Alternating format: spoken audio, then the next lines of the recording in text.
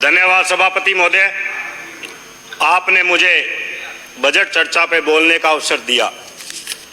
चाहे वो राज्य हो या केंद्र हो, जब उस प्रदेश का, उस देश का मुखिया बजट सत्र में आता है और बजट पढ़ता है तो पूरे देश की, पूरे राज्य की और हर वर्ग के व्यक्ति की उस बजट पे निगाहें होती है कि राज्य में और देश में आम जन, किसान, मजदूर को क्या मिलने वाला है। जब मुख्यमंत्री जी ने इस राज्य का और इस सरकार का अंतिम बजट पढ़ा तो पूरे राजस्थान में, चाहे वो किसान हो, चाहे वो युवा हो, चाहे वो मजदूर हो, चाहे वो छोटे व्यापारी हो, उन सब में एक खुशी का माहौल था कि मुख्यमंत्री जी ने सभी की भावनाओं को समाहित करते हुए एक शानदार बजट राजस्थान को दिया। माननीय सभापति महोदय, दूसरी तरफ एक केंद्र का हमारा बजट आया, उसमें भी पूरे केंद्र के आम वर्ग चाहते थे कि हमें कुछ ना कुछ मिलेगा, लेकिन पूरे भारत में सभी को निराशा मिली कि केंद्र में दिया गया बजट जो अमृत काल कहते हैं वो अमृत काल नहीं बल्कि मित्र काल बनकर रह गया। चुनिंदा व्यक्तियों को फायदा देने के लिए केंद्र में बजट आया। आज हमारे लोकप्रिय मुख्यमंत्री, राजस्थान के गांधी यशस्वी मुख्यमंत्री अशोक जी गहलोत ने 19,000 करोड़ रुपए का महंगाई राहत पैकेज दिया।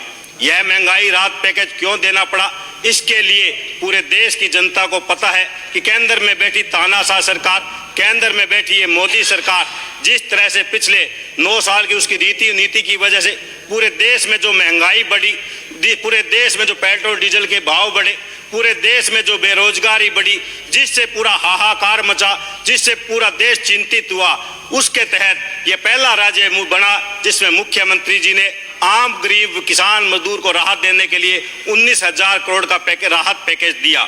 चाहे हम उसमें अन्नपूर्णा पैकेट की बात करें, उस दर्द को माननीय सभापति महोदय, मुख्यमंत्री समझा कि आज गरीब किसान मजदूर के उस घर में जहाँ 2 वक्त का आटा नहीं, आज यह अन्नपूर्णा पैकेट एक उनका वरदान साबित होगा, जिसमें मुख्यमंत्री जी के द्वारा 1-1 किलो नमक, दाल, मसाले, तेल जो दिया जाएगा, यह मुख्यमंत्री जी उनके दर्द को समझ सकते हैं। चाहे हम बात करें सिलेंडर की, मोदी सरकार ने पूरे देश में कहा कि हम उज्ज्वल योजना के तहत घरेलू गैस कनेक्शन दे रहे हैं, लेकिन उसके बाद सिलेंडर का क्या हुआ। आज वो 1100 रुपए में सिलेंडर आम गरीब परिवार उस सिलेंडर को नहीं ले सकता था। मुख्यमंत्री जी उस गरीब महिलाओं की भावनाओं को समझा और उनके दर्द को दूर करने के लिए बीपीएल उज्ज्वल योजना के तहत लाभान्वित परिवारों को 500 रुपए में सिलेंडर देने की इस मुख्यमंत्री जी इस बजट में घोषणा की है। हम बात करें बिजली की, आज मैं माननीय सभापति महोदय, उस परिवार के बारे में सोचिए जिसको वो एकदम गरीब परिवार है, जिसका बिल अधिक आ जाए वो बिल भरा नहीं सकता, बिजली विभाग के अधिकारी उस कनेक्शन को काटने चले जाते हैं। मुख्यमंत्री जी ने उनके भावना को समझते हुए उनके आंसू को पहुंचने के लिए पिछले बजट में 5 यूनिट फ्री करने का 50 यूनिट फ्री करने का काम किया था। इस बार उसको बढ़ाते हुए 100 यूनिट निःशुल्क करने का काम किया, जिसके तहत पूरे राजस्थान में 1 करोड़ 4 लाख उपभोक्ताओं का बिल शून्य होगा और वंचित 15 लाख उपभोक्ताओं को भी स्लैब के अनुसार अनुदान दिया जाएगा जो सबके बिलों में आ रहा है। इसके अलावा हम बात करें जो पूरे देश में एक क्रांतिकारी पहल मुख्यमंत्री जी ने की, मुख्यमंत्री स्वास्थ्य चिरंजीवी बीमा योजना, जो पूर्व में 10 लाख रुपए कवर किया जाता था स्वास्थ्य का और 5 लाख रुपए दुर्घटना बीमा कवर किया जाता था। भगवान न करे सभापति महोदय किसी की दुर्घटना हो, लेकिन आज हम देखते हैं रोजाना रोड एक्सीडेंट से मृत्यु हो रही है, नहरों में डूबने से मृत्यु हो रही है, तो हम उस जीव को तो वापस नहीं ला सकते, लेकिन मुख्यमंत्री जी ने इस 5 लाख से बढ़ाकर 10 लाख रुपए का जो सराहनीय काम किया, दुर्घटना बीमा कवर किया, उसके तहत परिवार को हम 10 लाख रुपए की आर्थिक सहायता पहुंचा सकते हैं। आज हम देखते हैं कि रोजाना चाहे किसी भी घर में हो, भगवान न अगर बीमारी आए, लेकिन जब गरीब परिवार में बीमारी आ जाती है तो हाहाकार मच जाता है, उसके घर जायदाद सब बिक जाती है। मुख्यमंत्री जी ने उनकी संवेदना को समझते हुए जो 10 लाख से बढ़ाकर 25 लाख रुपए का जो काम स्वास्थ्य बीमा का किया है, यह पूरे देश के अंदर एक नजीर साबित हुए है। हम पुरानी पेंशन योजना की बात करें, पूरे देश में 2004 के बाद कर्मचारी चाहते थे कि पुरानी पेंशन को लागू किया जाए, कि जिस तरह से हम सब ने कुछ दिन पूर्व भी देखा कि किस तरह से अडानी परिवार में जो हमारा रिलायंस का पैसा जो 19 करोड़ रुपए जो लाभांशी थे, चाहे हम एसबीआई का पैसा लगाया गया और किस तरह से उनका शेयर गिरा, आज वो कर्मचारी चिंतित थे कि हमारा भविष्य किस तरह से होगा। तो मुख्यमंत्री जी ने ओपीएस लागू करने का काम किया और इस बजट में जो वंचित बोर्ड व निगमों के कर्मचारी थे उनको भी इसके दायरे में लेने का काम किया। यह मुख्यमंत्री जी क्रांतिकारी पहल थी और पूरे देश में राजस्थान एकमात्र ऐसा उदाहरण मिला। कृषकों की, किसानों की बात करें, पूर्व में किसान मुख्यमंत्री किसान मित्र योजना चलाई गई, जिसके तहत 1000 रुपए महीने के किसानों के खातों में बिलों में आ रहे थे, लेकिन इस बार मुख्यमंत्री जी ने 2000 यूनिट तक उन किसानों के बिलों को माफ करने का काम किया। यह मुख्यमंत्री जी की बहुत अच्छी सामाजिक सुरक्षा, आज प्रत्येक व्यक्ति भयभीत रहता है। मुख्यमंत्री जी ने पूरे देश का ये पहला राज्य है जिसमें 1 करोड़ लोगों को, चाहे वो वृद्धाजन हो, चाहे विधवा हो, चाहे एकल नारी हो, चाहे विशेष योग्यजन हो, 1 करोड़ लोगों को पेंशन दी जा रही है। इस बार मुख्यमंत्री जी ने 500, 750 जो न्यूनतम थी उसको बढ़ाते हुए 1000 रुपए न्यूनतम पेंशन राशि भी मुख्यमंत्री जी ने इस बजट में की है। माननीय मुख्य सभापति महोदय, मुख्यमंत्री जी सदैव गरीब व्यक्ति के लिए चिंतित रहते थे और उन्होंने गरीब मजदूर किसान का आंसू पोंछने का काम किया है। दूसरी तरफ हमारे सत्ता में जो केंद्र में बैठी सत्ता, जो घड़ियाली आंसू तो बहाते हैं, लेकिन उनके मुंह से गरीब किसान मजदूर कभी नहीं सुना जाता। वो सब चुन पूंजीपति घरानों को घर बनने का काम कर रही है। केंद्र सरकार के बजट से इस बात का पता चलता है कि उन्होंने कृषि बजट को 5% कम करने का काम किया, फसल बीमा बजट को 12% कम करने का काम किया, किसान सम्मान निधि को 13% कम करने का काम किया। मनरेगा बजट, जो कोरोना काल जब हम सब ने देखा किस तरह से ये मनरेगा पूरे भारतवर्ष में यह जीवन दान एक नया दिया था, उस को 33% कम करने का काम इस केंद्र सरकार ने किया है। राष्ट्रीय कृषि विकास योजना को 31% कम करने का काम किया, केमिकल फर्टिलाइजर को 21% कम करने का काम किया, ग्रामीण विकास को 12% कम करने का काम किया। यह बजट आम लोग व किसानों के लिए नहीं, बल्कि हमारे दो चुनिंदा पूंजीपतियों के लिए केंद्र सरकार का ये बजट माननीय सभापति रहा। मुख्यमंत्री जी ने युवाओं की भावनाओं को देखते हुए मात्र एक बार रजिस्ट्रेशन कराने के बाद तमाम परीक्षाओं में उनको निःशुल्क जो करने का काम किया, इसके लिए भी जहां दूसरी तरफ केंद्र की सरकार 2014 में 2 करोड़ युवाओं को रोजगार का सपना दिखाकर सत्ता तो हथियाई, लेकिन उसके बाद ना तो युवाओं को रोजगार दिया, न युवाओं को संभाला गया। ये तो हमारे लोकप्रिय मुख्यमंत्री अशोक जी गहलोत ने है, जिन्होंने 1,80,000 कर्मचारियों को नियुक्तियां दी और 1,25,000 प्रक्रिया दी है, आने वाले समय में दी जाएगी। 30,000 सफाई कर्मियों की भर्ती भी मुख्यमंत्री जी के द्वारा निकाली गई। तो महिलाओं को रोडवेज बस में 50% की छूट दी गई। मनरेगा की तरफ से इंदिरा गांधी शहरी रोजगार गारंटी योजना भी लाई गई, जिसके तहत 125 दिन तक प्रतिवर्ष रोजगार मिलेगा। माननीय मुख्यमंत्री सभापति महोदय, पूर्व में 5 साल भाजपा सरकार भी राजस्थान में रही और केंद्र में भी इन्हीं की सरकार थी, लेकिन जो आज ये बड़ी बड़ी बातें करते हैं कि इन 4 वर्षों में कांग्रेस शासनकाल ने क्या किया, तो मैं अब इनको आईना दिखाना चाहता हूं कि आपने 5 वर्ष क्या किया और हमारी सरकार ने उन 4 वर्षों में जो विपरीत परिस्थितियों में कोरोना जैसी वैश्विक महामारी भी आई, केंद्र सरकार का सौतेला व्यवहार रहा, सरकार पे आर्थिक संकट भी गहराया, उसके बावजूद भी 4 साल पिछले 5 साल पे भारी पड़ रहे हैं। चाहे हम उसमें नए कॉलेजों की बात करें, पूर्व के सरकार में 81 कॉलेज खोले गए, हमारी सरकार में 4 साल में 210 कॉलेज खोले गए।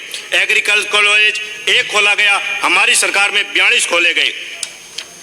सब सेंटर से पीएससी को पिछली सरकार में 7 को बनाया गया, हमारी 4 साल में 363 को बनाया गया। पीएससी से सीएससी पूर्व की सरकार ने 23 बनाए, तो हमारी सरकार ने 206 बनाए।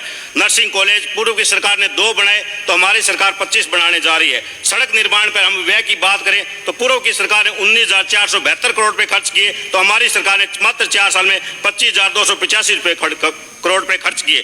कृषि बिजली कनेक्शन की हम बात करें, पूर्व की सरकार ने 1,77,226 को कनेक्शन दिए, तो हमारी सरकार ने 4 साल में 3,27,459 को कनेक्शन दिए। फसल बीमा की हम बात करें, पूर्व की सरकार ने 5,822 करोड़ रुपए दिए, तो हमारी सरकार ने 18,177 करोड़ रुपए दिए। कृषि बिजली अनुदान की बात करें तो पूर्व की सरकार ने 31,940 करोड़ रुपए दिए, तो हमारी सरकार ने 60,754 करोड़ रुपए दिए। ग्रामीण विकास में खर्च की बात करें तो पूर्व की सरकार ने 21,586 करोड़ रुपए खर्च किए, तो हमारी सरकार ने 4 वर्ष में 56,257 करोड़ रुपए खर्च किए। मनरेगा की हम बात करें तो पूर्व की सरकार ने 16,792 रुपए खर्च किए, तो हमारी सरकार ने 36,601 करोड़ रुपए 25 दिन अतिरिक्त के खर्च किए। सामाजिक सुरक्षा पेंशन की बात करें माननीय सभापति महोदय, पूरे देश में राजस्थान उदाहरण बना है कि पूर्व की सरकार ने 5,345 करोड़ रुपए खर्च किए तो हमारी सरकार ने 20,722 करोड़ रुपए खर्च किए हैं।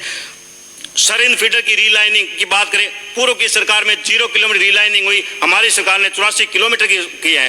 पूर्व की सरकार ने नई तहसील 17 बनाए, हमारी सरकार ने 61 बनाए हैं। यह आईना दिखाता है कि पूर्व की 5 साल ने काम क्या किया और इस 4 साल की काम क्या किया। विपक्ष का काम होता है बजट को खराब बताना, सत्ता पक्ष का काम होता है कि बजट ने बहुत शानदार दिया, लेकिन इसका फैसला राजस्थान की जनता ने करना है। जो पिछले उपचुनाव में किया, भाजपा के शासनकाल में जो भी उपचुनाव हुए भाजपा हारी, लेकिन इस 4 वर्ष के कार्यकाल में कांग्रेस के शासनकाल में 9 उपचुनाव हुए जिसमें 7 कांग्रेस के चुनाव जीते। इससे पता चलता है कि जनता ने जो पिछले 4 बजट दिए उसकी प्रशंसा की है या क्या की है। विपक्ष को सिर्फ वाहवाही लूटने के लिए माननीय सभापति महोदय 24 सांसद राजस्थान से भाजपा के केंद्र सरकार में गए थे और वहां सदन में बैठकर जब हम उनकी बातें सुने तो उन्होंने सिर्फ इस राजस्थान की सरकार को कोसने का काम किया, राजस्थान को कोसने का काम किया। वो 24 सांसद एक बार भी ये नहीं बोले कि जिस जनता ने हमें क्षेत्र के विकास के लिए वो भेजा था उसके क्षेत्र के विकास की हमें बातें करें, उस क्षेत्र में विकास की हम योजनाएं लेकर आए,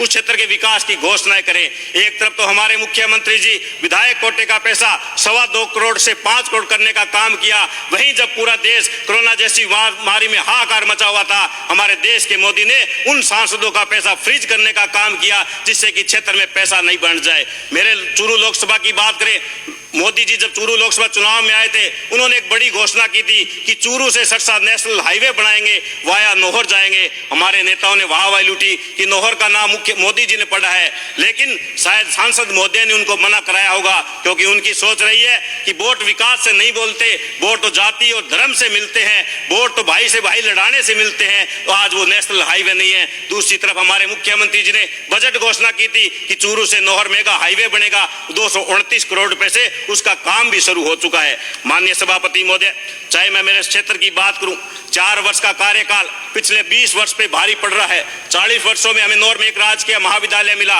इन 4 वर्षों में नौर क्षेत्र की जनता को 4 राजकीय महाविद्यालय मिले। चाहे पीएससी की बात करें, माननीय सभापति महोदय, अब मैं मेरे कुछ मांगों का कहना चाहता हूं। एक 2000 नर्सिंग भर्ती हमारे 36,000 बहनें उसका इंतजार कर रही है। मैं सरकार से मांग करूंगा कि उस भर्ती को पूरा किया जाए। प्रयोगशाला सहायकों की कुछ सूची बाकी है उसको पूर्ण किया जाए। माननीय सभापति महोदय, मेरे नौहर फीडर जो हरियाणा से पानी हमें पूर्ण नहीं मिलता, मैं मांग करता हूं मुख्यमंत्री से रीमॉडलिंग के तहत 45 करोड़ रुपए उसके स्वीकृत किए जाए, जिसमें 60% केंद्र सरकार देगा और 40% की राशि राजस्थान के हिस्से से आएगी। हमारे जो 15 वर्ष पूर्व जो खाड़े बन चुके हैं, जो जर्जर हो चुके हैं, मैं मुख्यमंत्री जी से मांग करता हूं कि पुनर्निर्माण खाड़ों के लिए भी बजट को स्वीकृत किया जाए। हमारे नौर क्षेत्र की एक बड़ी मांग है कि नौहर में रोडवेज बस डिपो का वहां शुभारंभ किया जाए, जिसके लिए नगर पालिका जमीन देगी और दानदाताओं के द्वारा भवन का निर्माण करवाया जाएगा।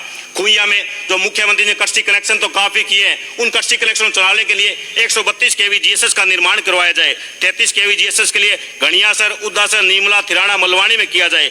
नौर का उप जिला चिकित्सालय मुख्यमंत्री जी ने सौगात दी, उसमें ब्लड बैंक की सौगात दी जाए। मेघाना में उप तहसील बनाई जाए, मेघाना में बिरकाड़ी में पुलिस चौकी बनाई जाए। नगर पालिका क्षेत्र में सीवरेज की घोषणा की जाए। एकमात्र घोषणा जो मेरे नौर की बच्ची है, नौर भादरा के 28 गांव को जो सिंचित करने का काम किया था और 100 करोड़ रुपए का जो प्रावधान किया था, मैं मांग करता हूं उसका भी कार्य जल्द से शुरू किया जाए। पीएससी सीएससी खुइया, दानसिया, मंदिरपुरा, टोपरिया को सीएससी बनाया जाए। नई पीएससी मालासर, मोटेर, थालड़का, दलपतपुरा, जबरासा में नई सीएससी बनाई जाए। और सबसे बड़ी मांग हमारे नौर की है कि नौहर को जिला बनाने की भी घोषणा की जाए। मैं मुख्यमंत्री जी से कहना चाहूंगा, क्या मारेगी मौत उसे जो औरों के लिए जीता है, सारे जहां का प्यार मिलता है उसे जो औरों के आंसू पीता है। माननीय सभापति महोदय, आपने मुझे बोलने का अवसर दिया, आपका बहुत बहुत आभार, धन्यवाद। जय हिंद, जय भारत। श्री गिरधारी लाल।